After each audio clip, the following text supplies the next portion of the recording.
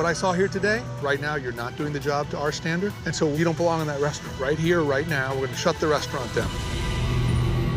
In this video, we've compiled 5 employees who got brutally fired.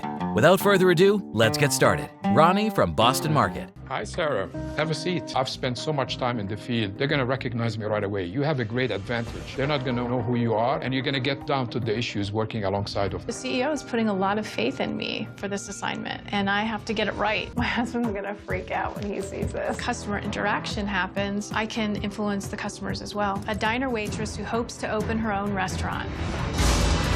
In a twist on the show's usual format, George Michel, who was the CEO of Boston Market, sent his chief brand officer, Sarah Bittorf, to go undercover and learn about their employees and their business.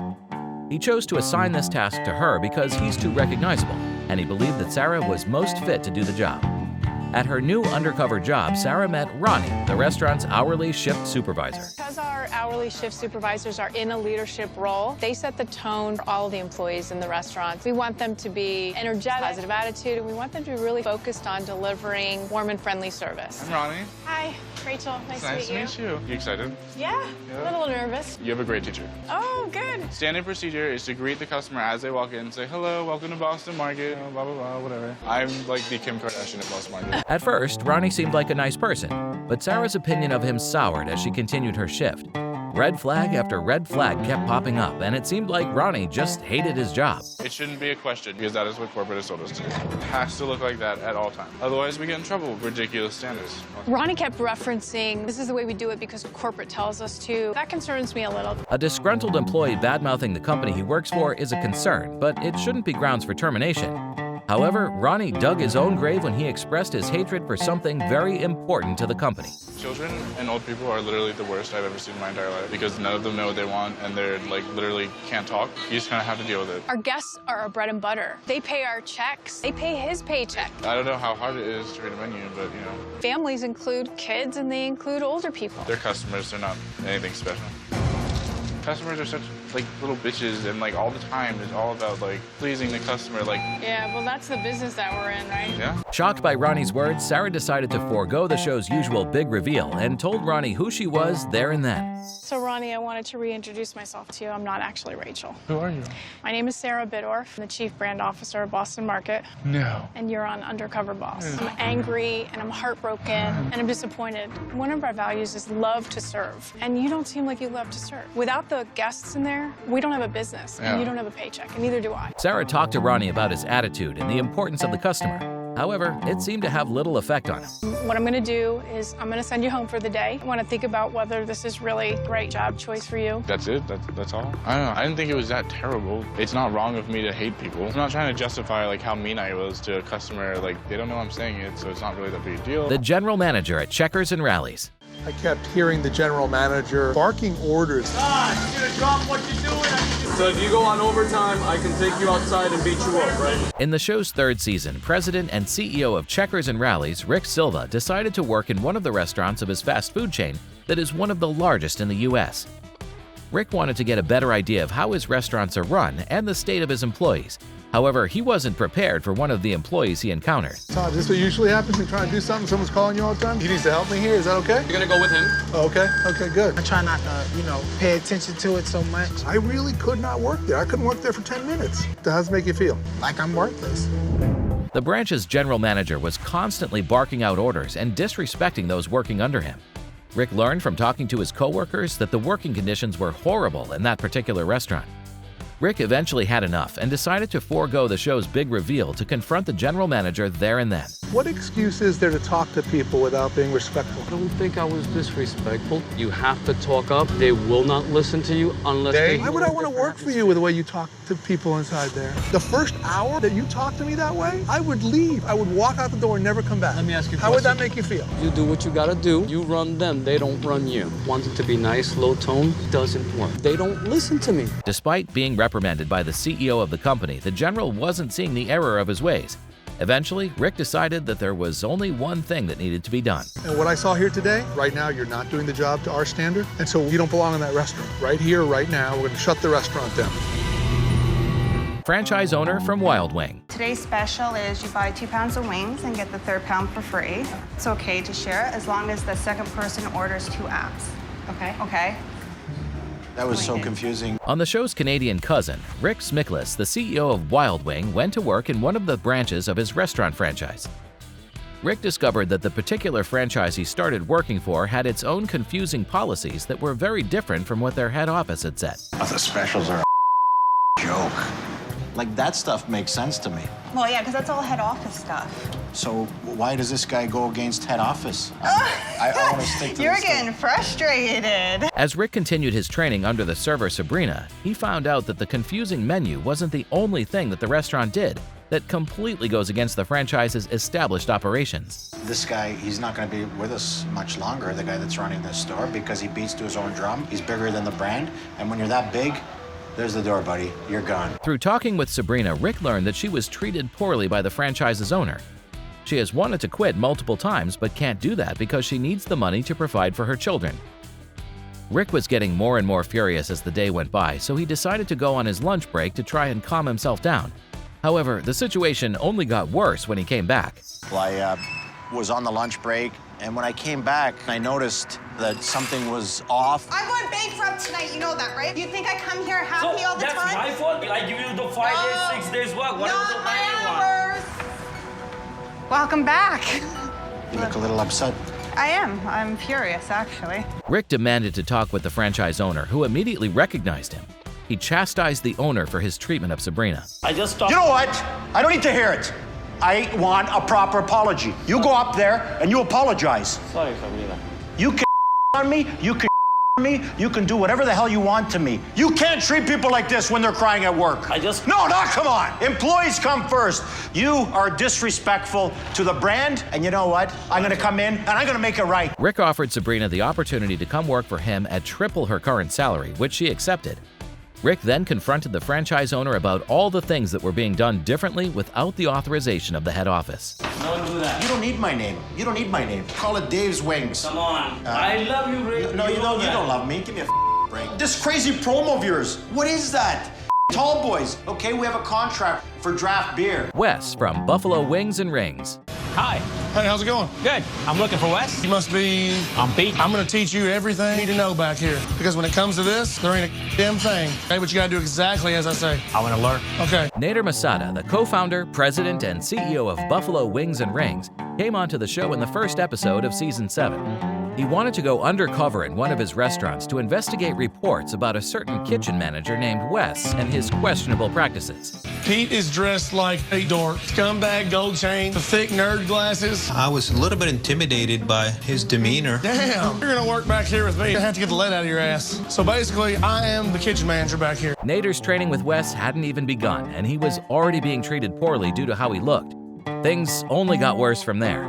Wes didn't show any respect towards Nader or the other employees working during the shift. You look like a pretty lonely guy. You probably should have some pretty good wrist action.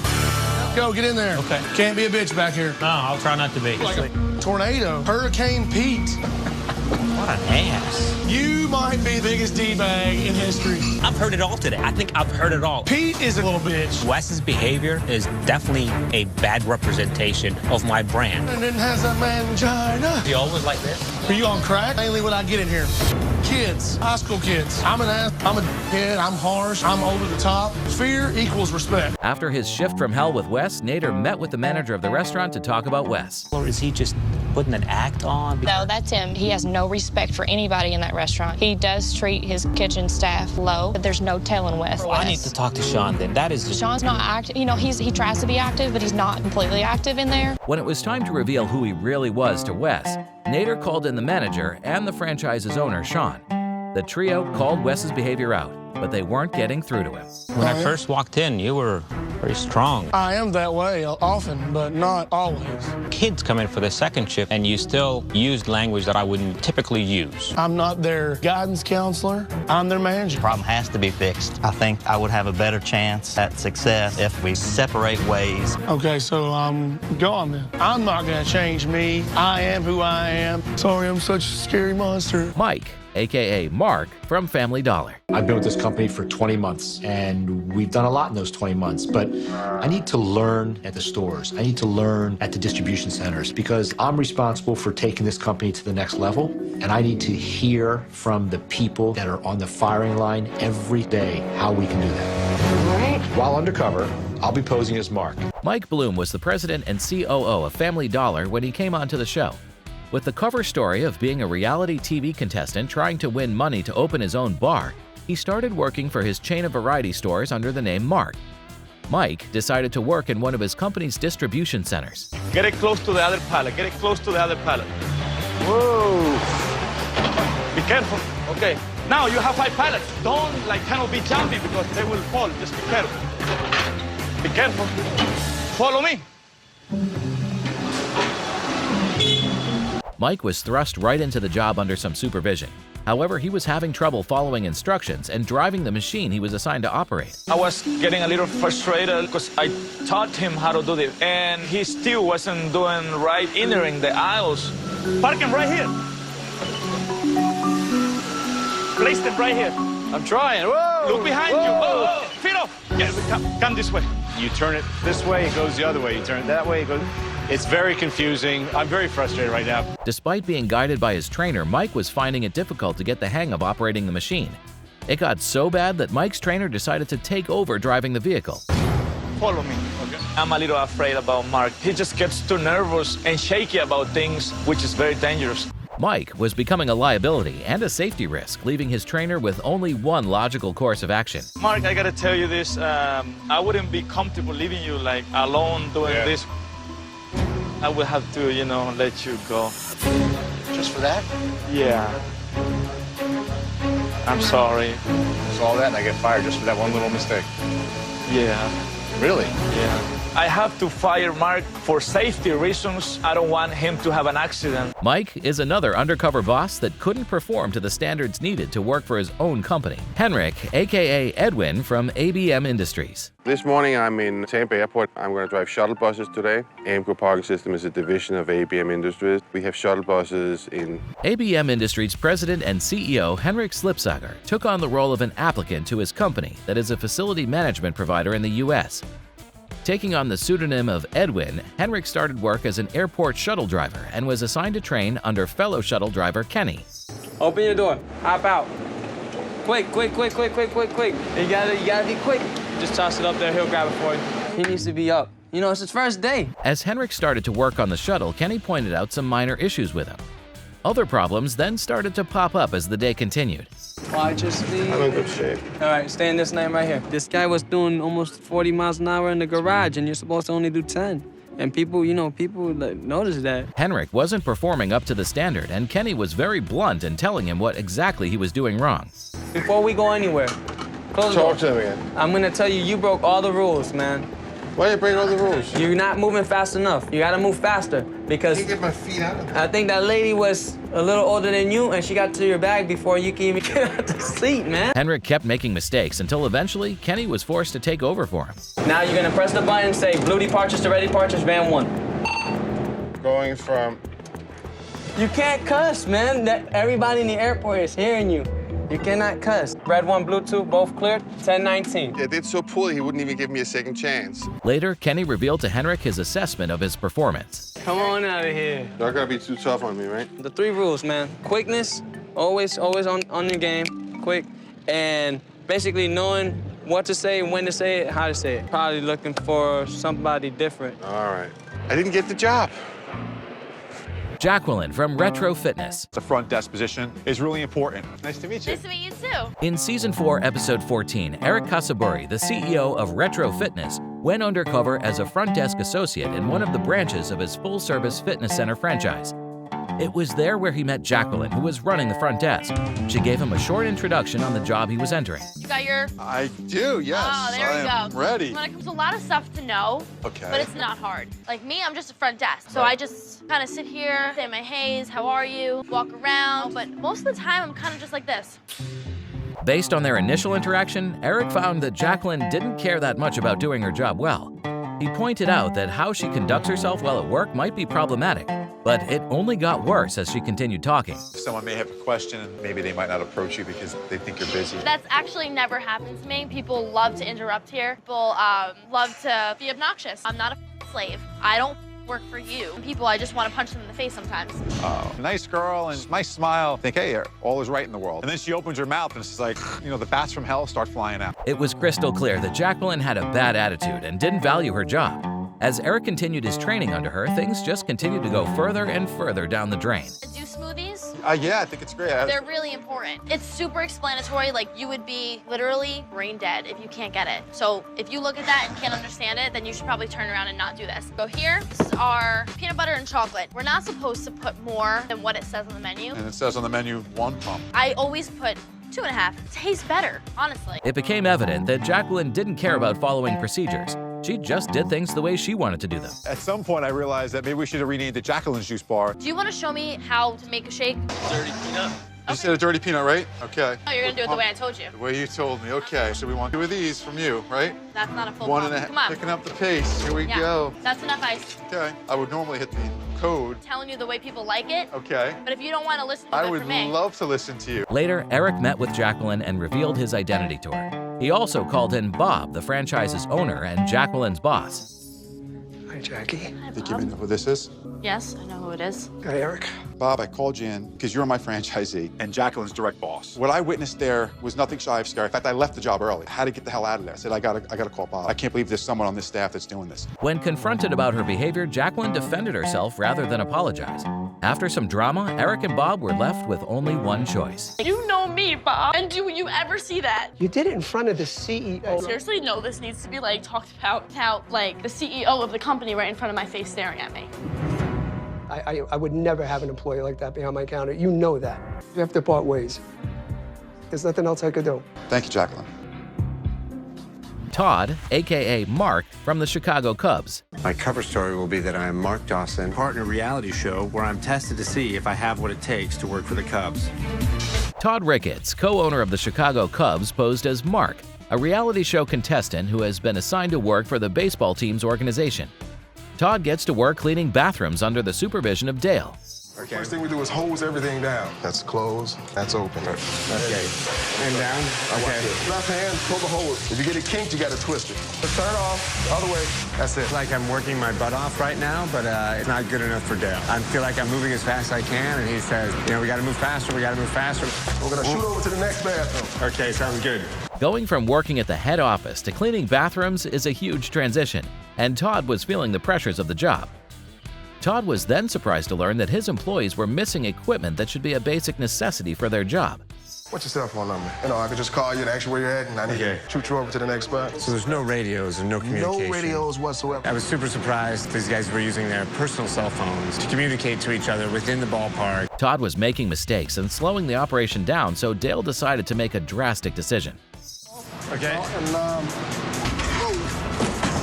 sitting here smiling and keep from crying. Damn it, you just, it's not washroom ready for Ricky. All right, man, this is it, man. I'm about to let you go. I don't think this is, you know, right for you. It's not for my, it's not no.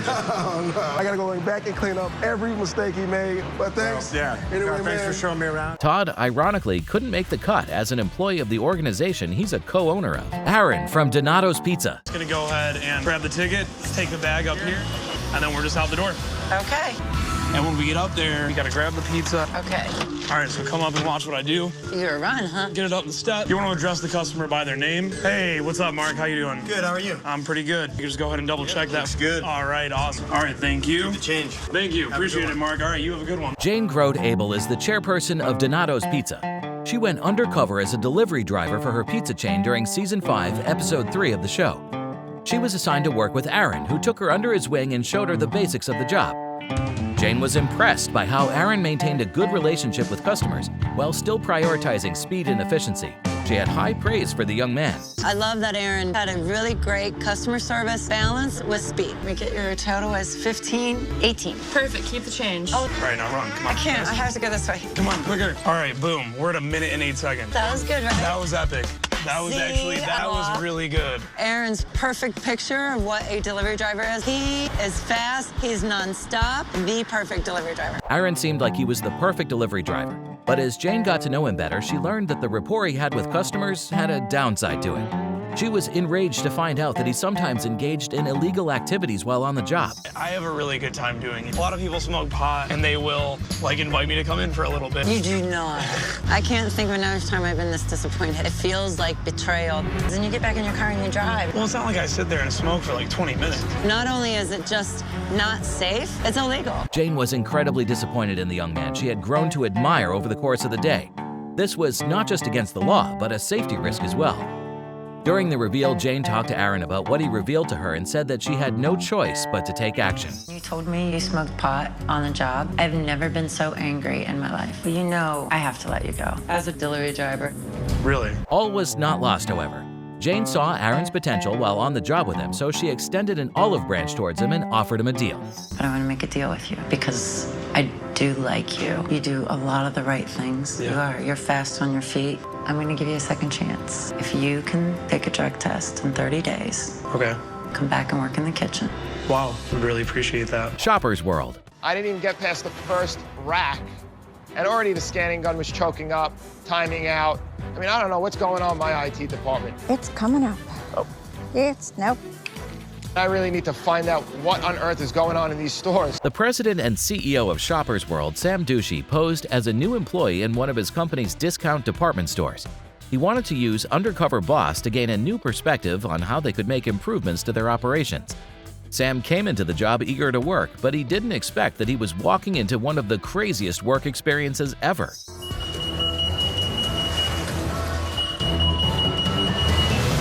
What's going on? Somebody stole something. Unfortunately, they were too late to get to the door. Too late? It's too late. Well, where's security? We're the security. Minutes into Sam's shift, someone stole an item from the store. This in itself was alarming, but Sam got angry when he saw that there seemed to be a lack of concern among the employees. I'm in total shock. It's like every time I walk into a store, I never know what I'm gonna find. All right, I have to go up by Amy. This Come way? on, this way. After what I just saw and what I just heard, I'm really boiling right now. There's definitely gonna be some major action taken on this circumstance. Sam was shocked to learn that the store didn't have any security personnel, leading to a severe shoplifting problem. It does happen. This is a serious problem that we do face here without security. How often does this happen? This happens once or twice every day. It's scary because you're putting, I have kids, she has a family, everybody has a family, you know. These people, imagine if somebody has a gun. You don't know, so you don't know what you're putting yourself into, but it's either your job at the end or you be security. Sam decided that some drastic changes needed to be done. He called up the person in charge of the store to demand that improvements be made immediately. Do you realize they just got robbed? I was just in this store. I watched it. I wasn't even in the store for over an hour, and there was already a thief. It's just a disaster. This store is getting robbed every day. It's out of control, out of control. While no one was fired on the show, based on how badly the store was being run, we can be sure that some people lost their jobs after the episode was filmed. Renee from Kendall Jackson. Every job has its perks and every job has its both you got to deal with, you know. My job just happens to have a lot of both. Kendall Jackson CEO Rick Tigner wanted to get a better idea of how his wine company was operated day to day, so he went on Undercover Boss to do that. At his new job, Rick was paired with Renee, a truck driver who seemed to have had enough of his job and constantly complained about many different things. I'm shocked about the language. I'm shocked by his attitude towards our customers. Unacceptable. Drivers are lazy or do this or do that. They're just work associates. And after a 16-hour day, they tell you this or that. Renee had clearly grown tired of the work he had to do and expressed his hatred for his job through constant rants. He even gave Rick some horrible advice, saying that his goal should be to empty his truck as quickly as possible so he could go home. Your goal at the end of the day, customer service, is having that truck empty. Because there's nothing better than knowing that you could just get there, turn off your truck, and clock out and go home. But then you got those days like, call one of the girls in the office, like, look, this guy takes the sweet-ass time every single day. She's like, okay, yeah, no worries. Okay, 40 minutes into it. And here comes this guy with a smile on his face, like, hey, dude, what took you so long? He's like, oh, you shut up. I'm like, I already called the company and told him you're... Rick eventually grew tired of Renee's attitude, so he excused himself to make a phone call. On the other end of the line was Renee's boss.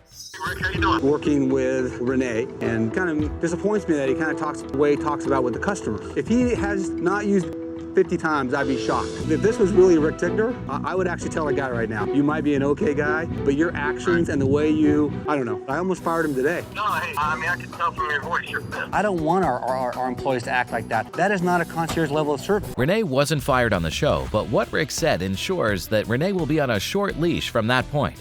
Unless he changes drastically, he probably won't last long at his job. Catherine, aka Louise from Fast Signs. Gary, this is Louise. Nice to meet you. Nice to meet you. Wow, I didn't know it was supposed to be a woman.